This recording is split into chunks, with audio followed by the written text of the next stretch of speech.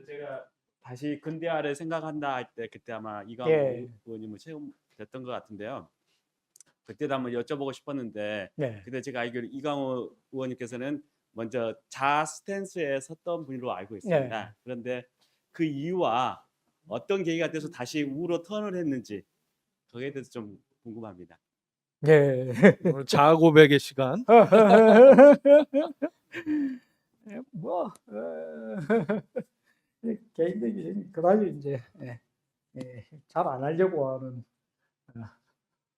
저 사실 굉장히 개인주의자거든요. 그래서 어릴 때부터 개인주의자라는 욕도 많이 들었었는데, 예, 예. 그 이제 뭐 보편적으로 86 세대가 대체로 그랬던 흐름 중에 저도 한 명이죠, 뭐. 근데 이제 거기다가 저는 이제 집안 내력도 좀 있습니다. 내력도 있고 해가지고 어, 뭐 연설할 때 이미 했던 얘기니까 뭐 부친이 상당히 이제 그 고난을 겪으시고 고통을 좀 당하셨기 때문에 그 그래서 전두환을 죽여야 되겠다 이 생각을 해서 찢어 죽여야 되겠다고 생각을 했었죠. 그래서 뭐 저는 뭐 대학 들어가는 것에 대해서도 그다지 뭐 크게 좀 뭐 사고가 좀 자연스럽고 그래가지고 뭐 굳이 서울대 가야 되겠다 이런 생각도 안 하고요. 그냥 막 놀았습니다. 예. 근데 예, 부친이 이제 그런 어, 심상찮은 이제 고난을 겪으시고 하면서 안 되겠네 이렇게 가지고 그래서 뭐 그 신입생 환영회 때 뭐 그냥 그래 얘기를 했죠. 지하석걸이 있다라는 걸 알고 있습니다. 저를 불러주세요 이렇게 얘기해가지고 그 다음 날 이제 바로 합류를 했죠. 어, 굳이 이제 좀 과장되게 표현하자면은 그 좌익혁명 운동을 아예 시작부터 하겠다고 결심하고 학교 갔죠. 아예 그러니까 뭐 마인드가 그 저필 있는 한 어린애였지만 레닌식으로 표현하자면 직업적 혁명가적 마인드는 있었어요.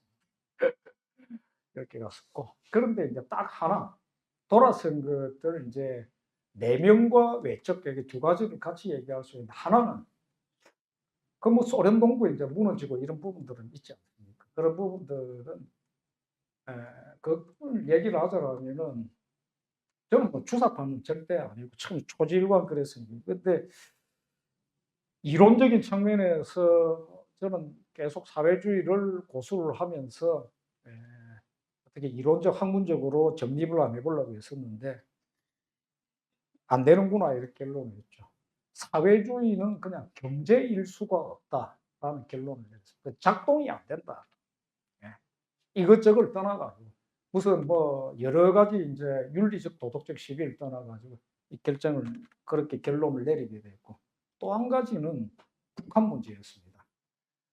저의 어떤 운동권 시절에 제 어떤 동기에 이 친구의 표현을 빌자면 이 친구도 단 한 번도 초질과 끝까지 주사파였던 적이 없는 친구인데 물론 전향한 친구죠. 어, 상당히 중요한 일도 하고 한 이제 공적인 이런 친구. 이 친구가 늘 이런 이야기를 했습니다.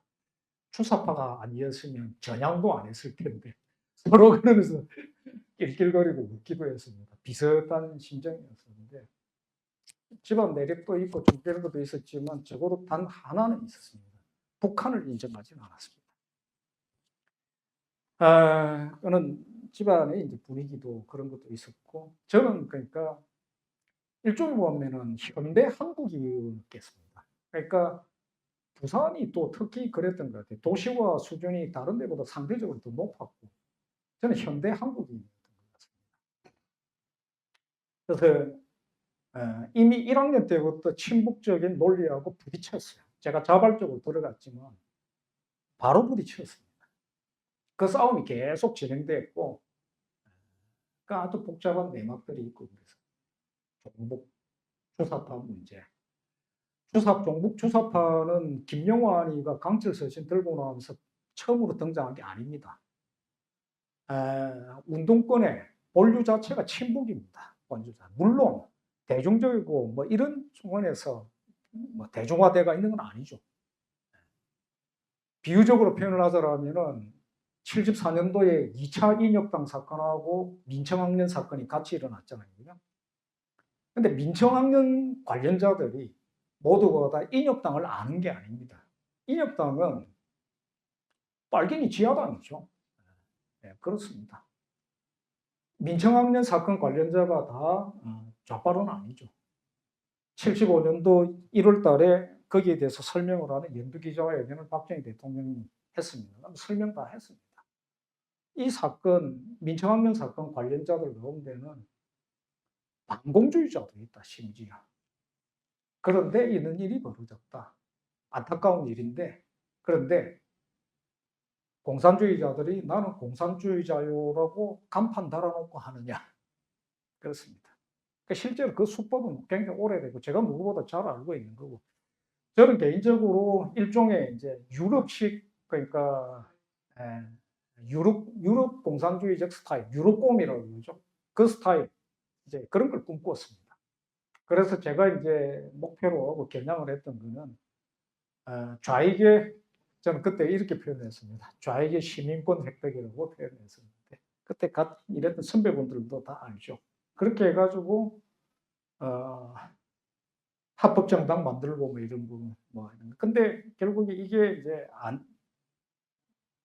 이게 잘, 그러니까 안 되더라고요. 왜냐하면 탈취당해요, 점점. 그래서 안타까운 일들이었고, 그다음 결정적으로 안 되겠다.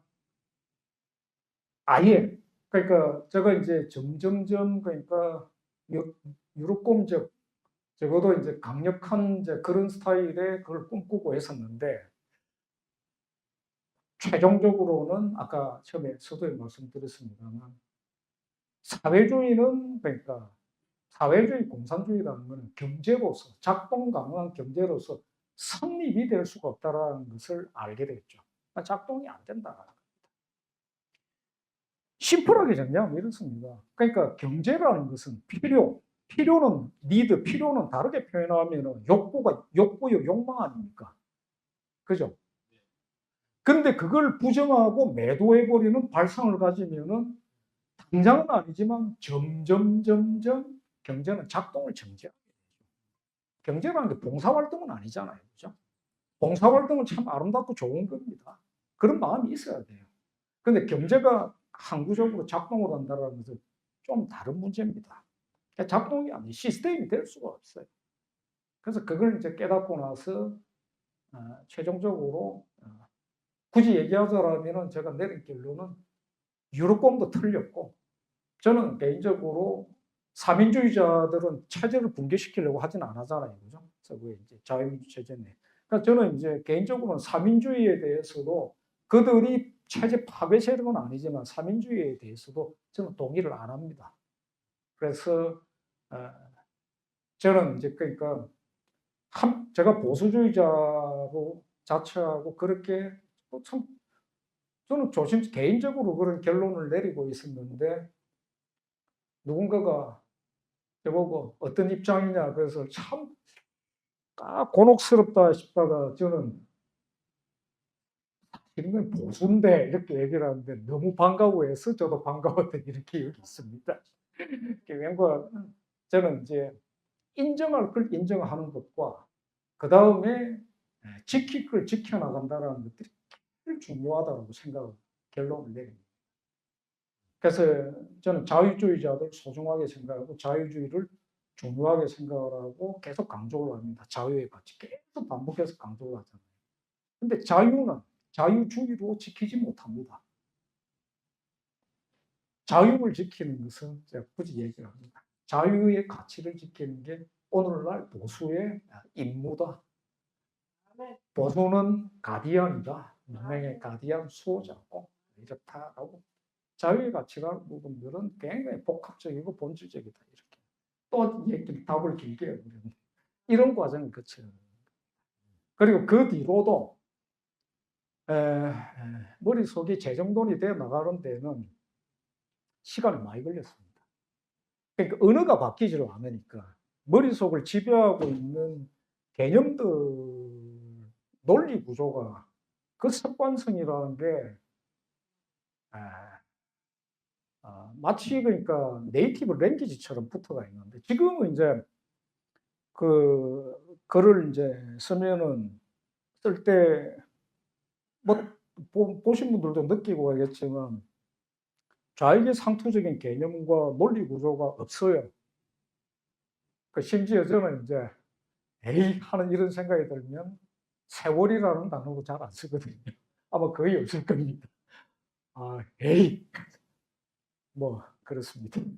그래서 이제 그렇게 되기까지